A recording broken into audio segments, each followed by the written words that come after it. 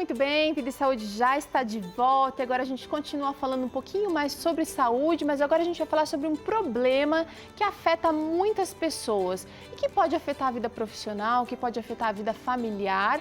E a gente está aqui para falar sobre a tendinite. Para falar sobre esse assunto, o Fábio Boldrini já esteve aqui com a gente. Ele é fisioterapeuta, estudioso do assunto, não só sobre a tendinite, mas sobre vários outros problemas relacionados à saúde do corpo em geral. Obrigada, viu, Fábio, pela participação, por abrir um espaço na sua agenda e estar aqui com a gente. Obrigado a vocês pelo convite novamente.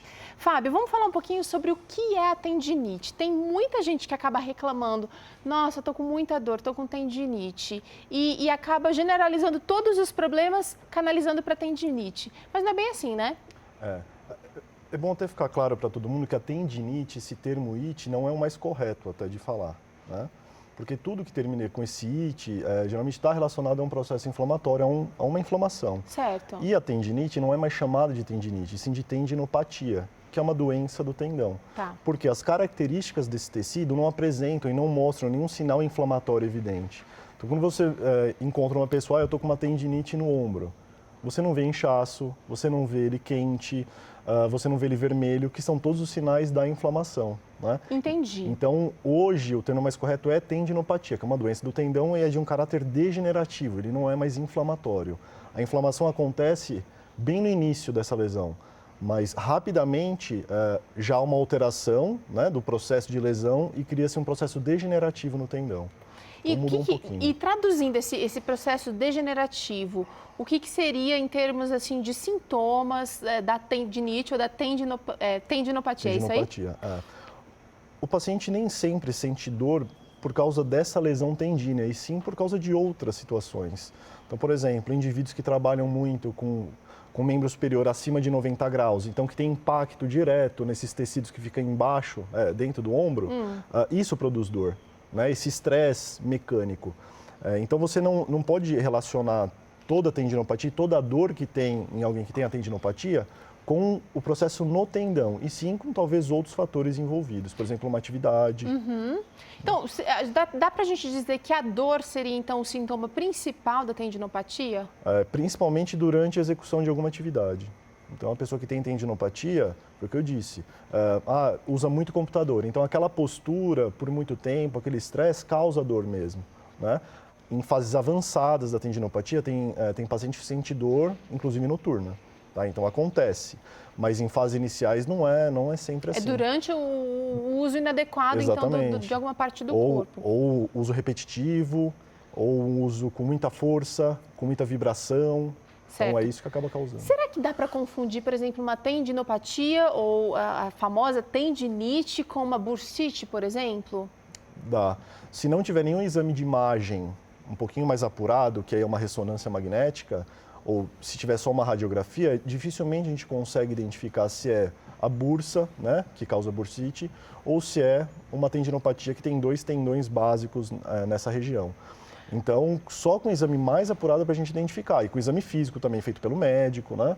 Então, é difícil você conseguir definir exatamente se é uma coisa ou outra se não tiver nenhum exame mais específico. Mais específico. E por que é importante a gente definir? Os tratamentos são diferentes? Por exemplo, de uma bursite para uma tendinite ou uma tendinopatia. Insisto em falar o termo antigo porque é o termo que é mais difundido, sem Fábio. Mas por que é importante diagnosticar corretamente?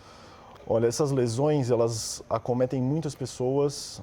Se não tratada precocemente, esse processo degenerativo, ele evolui, né? E ele evolui de uma forma que pode levar a uma ruptura parcial ou total do tendão.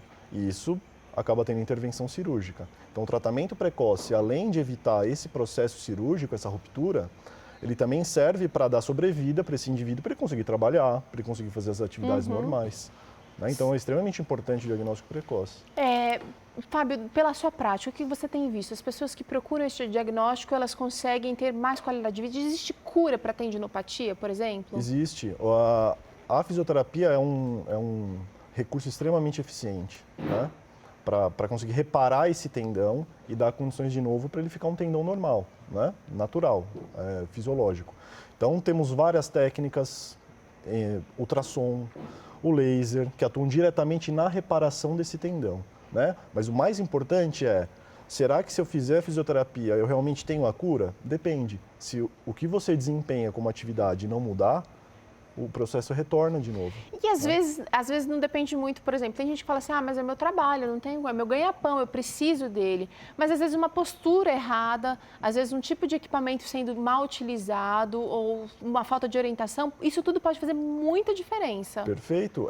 Eu digo que não vou falar que é mais importante, mas é tão importante quanto o tratamento, né? Esse hábito, uso correto de instrumentação, uso correto da postura, tudo isso facilita.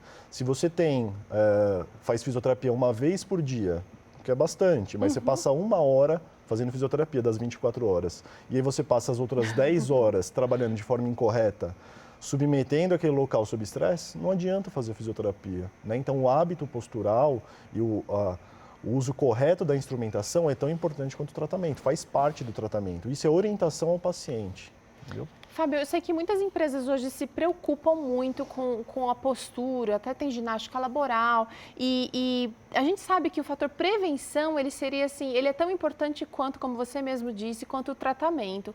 E eu tenho certeza que se você pudesse evitar a dor, que talvez você um dia tenha enfrentado ou esteja enfrentando, eu tenho certeza que você teria escolhido se posicionar melhor ou teria escolhido outras maneiras de evitar esse tipo de problema, porque causa muito transtorno.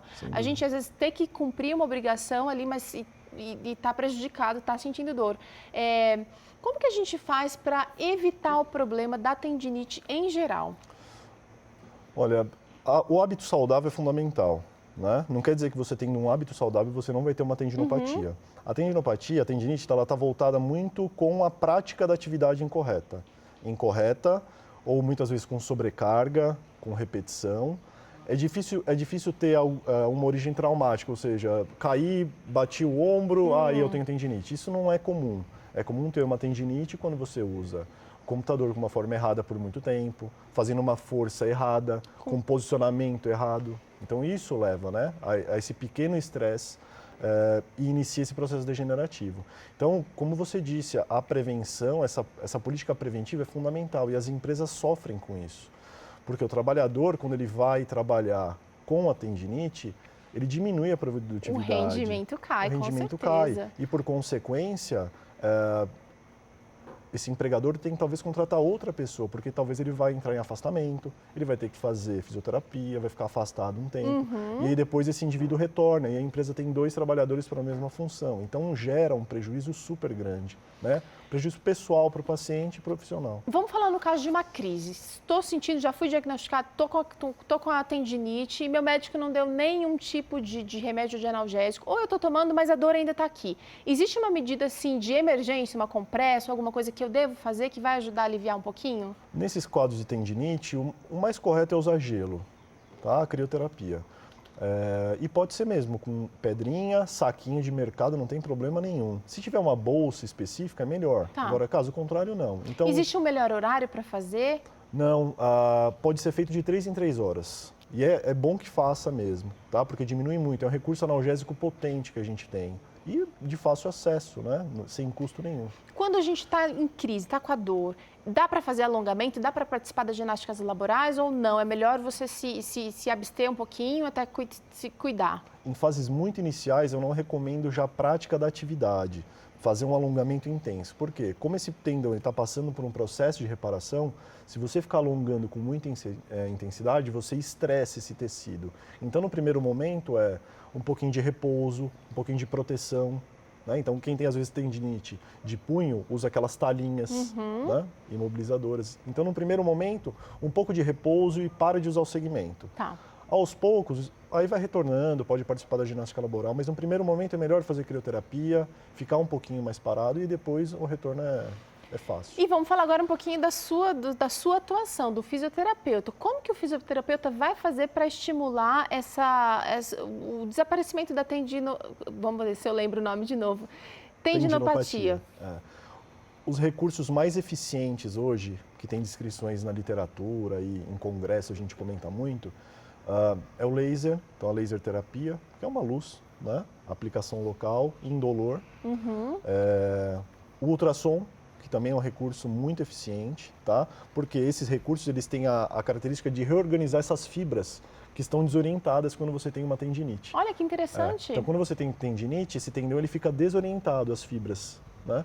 E aí, quando você promove esse tipo usa esse tipo de recurso, ele reorienta essas fibras de colágeno, né? Que é colágeno no tecido. Então, esses dois recursos são extremamente eficientes. Um outro, que aí é exercício, que também é eficiente, são exercícios excêntricos. O que seriam isso? Traduz aí pra gente na prática. Os exercícios excêntricos, vou dar um exemplo. Quando você faz um agachamento, está agachando, você está usando um grupo muscular da coxa, na frente da coxa, de forma excêntrica, você está freando o movimento. Então, exercício que você usa e o freio do movimento é excêntrico. Um exemplo, quando eu faço este movimento com um peso, eu atuo de forma concêntrica, então eu estou puxando. Quando eu devolve. Isso, relaxando não, mas freando o movimento, eu estou usando esse músculo de forma Até quando excêntrica. a gente desce uma escada, quando a gente desce uma ladeira, né? A gente percebe que a gente faz esse movimento, então, excêntrico. O exercício excêntrico, então, é o melhor exercício para quem tem tendinite. É o que tem, assim, melhores descrições na literatura e é comparado, inclusive, com esses recursos que a gente comentou. Ultrassom, laser, é tão eficiente quanto. Vamos falar agora um pouquinho do tempo que a gente vai precisar, então, para se recuperar e se durante esse tempo... Bom, vamos falar sobre o tempo. Depois eu tenho uma outra pergunta aqui. Tá.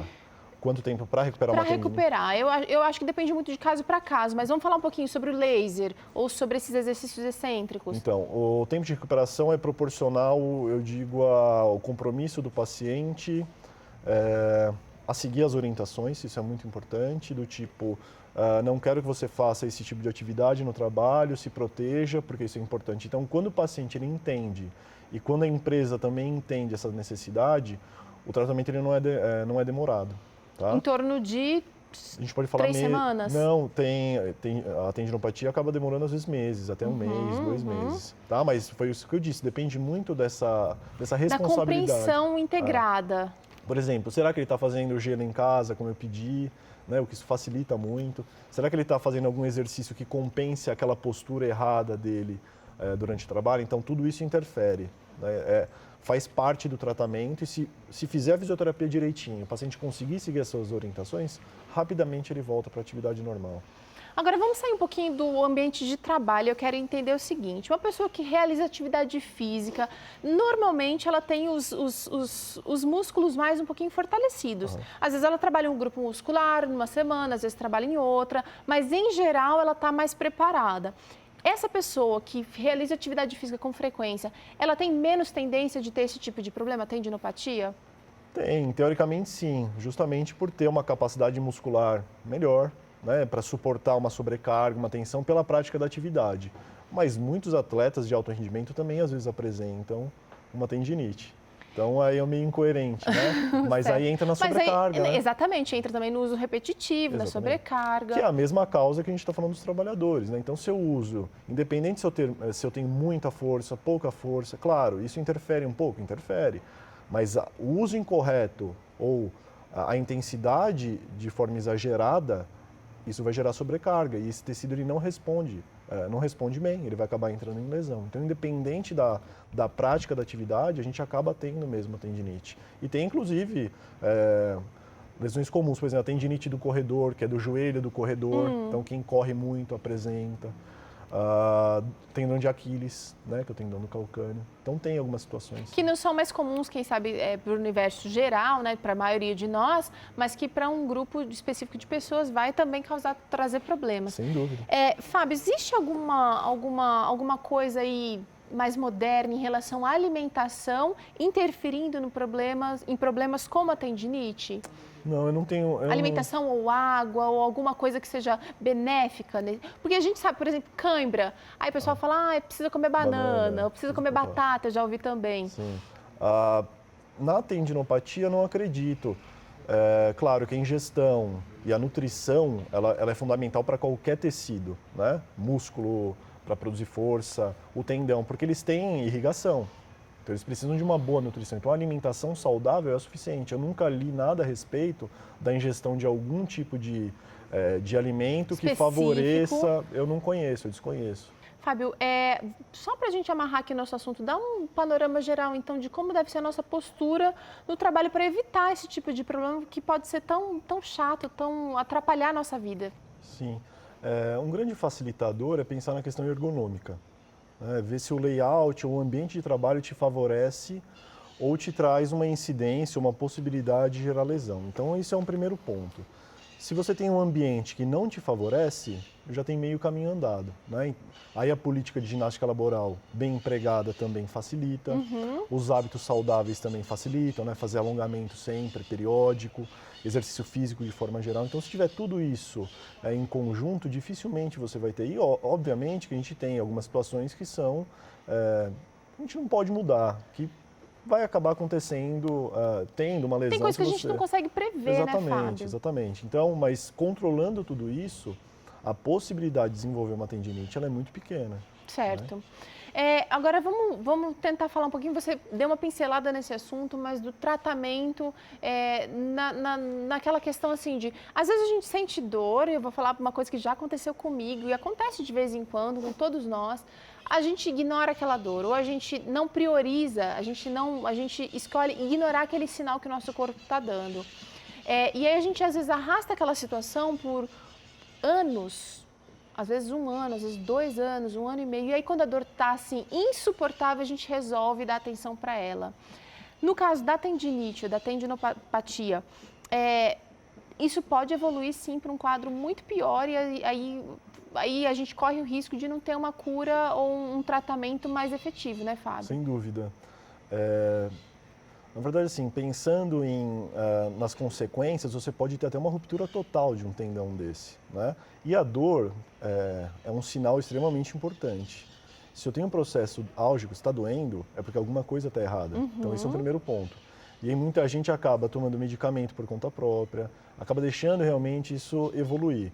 Então, a dica e a informação sempre teve um quadro de dor? Procura um médico, faz um exame de imagem que o médico vai provavelmente pedir, inicialmente uma radiografia, depois uma ressonância, enfim, investigue realmente por que você tem dor. Porque esse processo degenerativo, ele evolui se a gente não interrompe. Então, interrompe como? Com fisioterapia, né? Com os tratamentos que você citou aqui, com as propostas, né? Exatamente. E se você não conseguir fazer isso, sem dúvida você vai ter um prejuízo muito maior lá na frente, podendo evoluir, inclusive, para uma intervenção cirúrgica. Pois é, vamos evitar esse problema. Fábio, obrigada pela participação mais uma vez aqui no Vida e Saúde, Obrigado a vocês. Nós vamos para um intervalo, na volta tem receita por aqui, quibe de batata e o cheirinho tá muito bom, então não sai daí porque a gente já volta com essa receita para você. Olha só, Teru, só com o triguilho ele já dá um pouco de liga, olha como ele fica. Certo. Dá para pegar aqui, né, ele na minha mão?